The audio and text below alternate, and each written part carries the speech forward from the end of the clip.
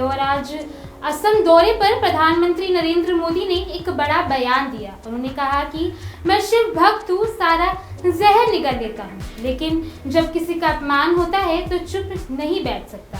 साथ ही पीएम ने कहा कि मेरे लिए जनता ही भगवान है। और जानकारी के लिए हमारे साथ जुड़ सके हैं हमारे संपादक अशोक मिश्रा जी। सर, पहले तो आप ये बताइए कि जो प्रधानमंत्री नरेंद्र मोदी ने जिन योजनाओं का उद्घाटन किया और शिलान्यास किया है, उनमें कौन कौन से बड़े प्रोजेक्ट शामिल हैं?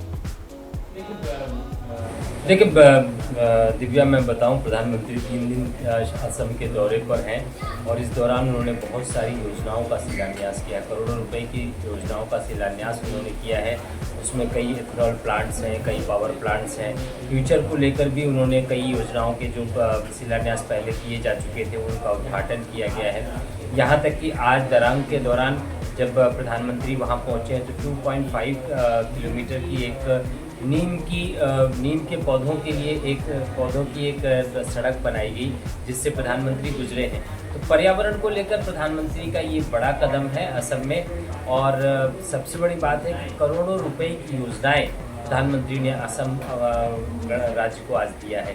दिव्या सर, प्रधानमंत्री के इस भाषण से विपक्ष का क्या, किस तरीके से विपक्ष इसको देख सकती है? दिव्या, मैं आपको बताऊं, प्रधानमंत्री ने आज एक बहुत बड़ा बयान दिया है कि मैं शिव भक्त को जहर निगल जाता हूं।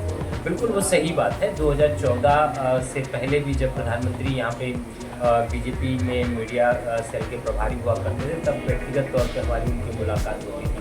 और व्यक्तिगत तौर पर हमारी जब मुलाकात होती थी, जब लोग बैठते थे, बात करते थे, तब भी उनका यही रवैया था। कोई भी उनकी उपेक्षा करता था, बुराइयां करता था, उनको लेकर कुछ भी उल्टा सीधा कहता था तो वो उस चीज़ पर रिएक्ट नहीं करते थे, बल्कि समय का इंतजार करते थे। और वो चीज़, मैं सच्चाई बताऊं दिव्या, कि वो चीज़ प्रधानमंत्री का एक सबसे बड़ा हथियार थी उस वक्त में भी जब वो प्रधानमंत्री नहीं थे। उसके बाद जब वो गुजरात के सीएम बने तब भी उन्होंने इसी हथियार का इस्तेमाल किया। और आज जब 2014 से वो 2025 का समय है और वो प्रधानमंत्री का पद संभाल रहे हैं, देश की जनता के लिए काम कर रहे हैं, तो उस दौरान भी उनका यही रवैया है, आप कुछ भी बोलिए, हम वही करेंगे जो हमको करना है। आपकी गालियों से, आपकी बेइज्जती से, आपके कुछ कहने से हम पे कोई असर नहीं पड़ने वाला, क्योंकि हम सही हैं तो जग सही है। ये सिद्धांत है उनका। और एक बात और बताऊं मैं, प्रधानमंत्री ने ये कहकर बहुत बड़ा संदेश दिया है उन सभी लोगों को, क्योंकि अभी पीछे 2 दिन पहले प्रधानमंत्री की मां को लेकर AI डेवलप किया गया और उसमें प्रधानमंत्री को सोते हुए दिखाया गया और उसमें ये कहा गया कि प्रधानमंत्री की मां उनके सपने में आ रही हैं और उनको धिक्कार रही हैं। इस तरह का AI जनरेट करके सोशल मीडिया पर वायरल किया गया, जिसको लेकर दिल्ली पुलिस ने कल FIR भी दर्ज की है और मामले की छानबीन भी शुरू कर दी है। तो ये सारी चीज़ों को लेकर अभी कुछ दिनों पहले प्रधानमंत्री की मां को लेकर मिसबिहेव किया गया, गलत बयानबाजियां दी गई राहुल गांधी की जनसभा में।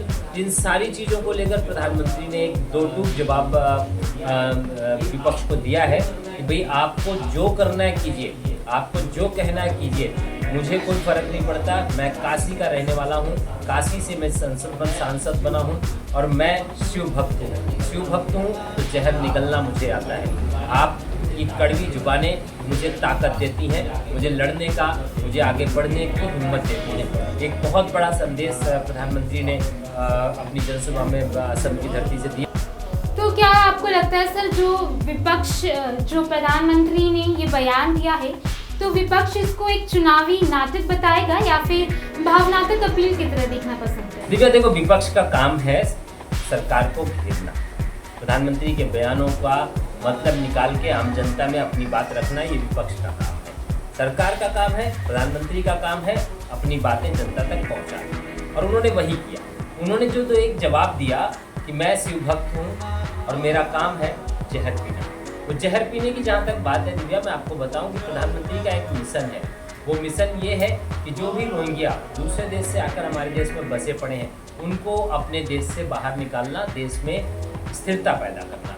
इस मिशन पे वो काम कर रहे हैं, क्योंकि बंगाल, असम, बिहार, झारखंड, उड़ीसा, इन सभी राज्यों में इस तरह के लोगों की संख्या बहुत है। वो लोग जो है वो इस देश की वोट वाली राजनीति में बहुत बड़ा हिस्सा है। उससे बहुत सारी अस्थिरता पैदा होती है। वो यहाँ पे वोटर बन चुके हैं, वो यहाँ पे मतदान करते हैं, वो यहाँ की राजनीति में फैसला करने लग गए हैं, लेकिन उनकी एक्टिविटी, उनका काम जो है वो भारत के खिलाफ रहता है। इन सब चीज़ों को लेकर प्रधानमंत्री ने एक बहुत बड़ा संदेश दिया है। वहाँ पर आम जनता से साफ कहा कि मैं सेवक हूँ 140 करोड़ देश की जनता का। मैं किसी राजनेता या किसी राजनीतिक पार्टी या किसी नेता के प्रति वो नहीं हूँ। मैं जो कुछ भी हूँ अपनी जनता के लिए हूँ। मुझे जो कुछ करना है अपनी जनता के लिए करना है। और ये प्रधानमंत्री का जो जज्बा है ये आज से नहीं, जब वो मुख्यमंत्री थे गुजरात के तब से चला आ रहा है और वो इसी जज्बे के साथ, इसी उसके साथ वो आगे बढ़ते रहे हैं। आज उन्होंने द्रांग में अपनी जनसभा के दौरान वहाँ जनता से मेड इन इंडिया का इस्तेमाल करने के लिए पूरी जनसभा से शपथ दिलवाई। ये जो कार्यशैली है प्रधानमंत्री की, ये अपने आप में सभी राजनेताओं से उनको अलग कर देती है। अब कौन इसका क्या मतलब निकालता है ये तो वो ही जाने। दिव्या सर, ऐसे में एक और बयान उन्होंने दिया है कि जनता को ही भगवान बताया है, इस पे क्या कहना चाहिए? जी बिल्कुल, वो शुरू से ही राजनीति में जब उन्होंने पैर रखा, गुजरात के मुख्यमंत्री बने, तब से वो जनता को अपना भगवान मानते हैं, क्योंकि जनता ही एक ऐसी चीज़ है जिससे वो आज जीवन में सफल हुए। आज इतने समय से जनता ने उनको प्रधानमंत्री चुनकर रखा हुआ है, तो जाहिर सी बात है जनता उनके लिए भगवान हुई। और उसी बात को उन्होंने आम जनता के सामने रखा कि मेरा भगवान आप लोग हो, बाकी कोई नहीं। मेरा भगवान, मेरा जीवन आप लोग के लिए, अपने देश की एक जनता के लिए, 140 करोड़ देश की जनता के लिए मेरा जीवन समर्पित है। बाकी और मुझे कुछ नहीं चाहिए। कौन क्या कहता है क्या नहीं कहता है उस बात से मुझे कोई फर्क नहीं पड़ता। और आज असम की धरती पर आने के बाद मैं उन कांग्रेस के लोगों से पूछना चाहता हूं कि जब पाकिस्तान और इंडिया की लड़ाई हुई थी तब जवाहरलाल नेहरू ने जो किया था उसका जो फल है, उसका जो दर्द है, आज भी असम की जनता नहीं भूली है। और रह रहकर असम के लोगों के लिए साथ कांग्रेस के जो आज की जो दूसरी पीढ़ी है वो भी कुछ ना कुछ करती रहती है। तो इस चीज़ को प्रधानमंत्री ने वहाँ पर जाहिर करने की कोशिश की, इस चीज़ को प्रधानमंत्री ने जनता को याद दिलाया और इन्हीं सब बातों को लेकर प्रधानमंत्री ने कहा कि मेरा भगवान आप लोग हो और मैं काम करता हूँ सिर्फ आप लोगों के लिए। दिव्या सर, प्रधानमंत्री नरेंद्र मोदी ने भूपेन हजारिका का भी नाम लिया, कहीं ना कहीं कांग्रेस को घेरा, तो क्या ये असम के क्षेत्र अस्मिता को साधने का प्रयास है ताकि बीजेपी को लोकल कनेक्टर मजबूत मिले?